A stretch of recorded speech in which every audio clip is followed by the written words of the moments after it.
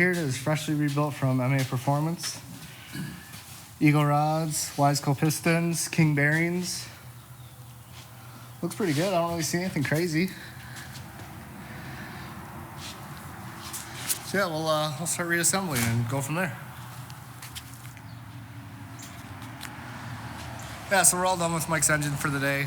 We were only able to put the rear main seal cover on because we forgot to order the balance shaft deletes, which the blocks from MAPerformance come with that already. So not too big a deal. Would have gotten more done, but hey, at least we got it on the engine stand now, and I can plug away with it a little bit here and there.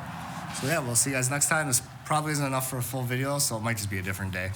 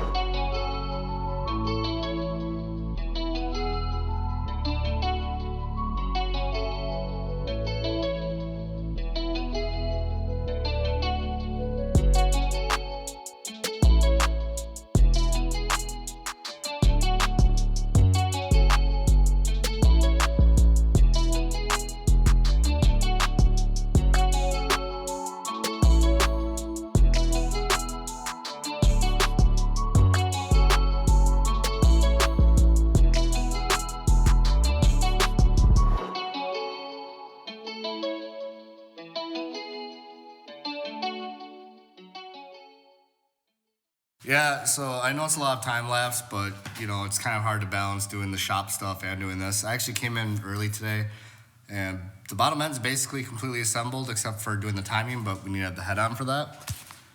Yeah, looking pretty good. Boo, AC compressor. AC isn't needed in race cars, Mike. But yeah, so I'll keep plugging away. We'll probably make one whole video for the whole engine assembly.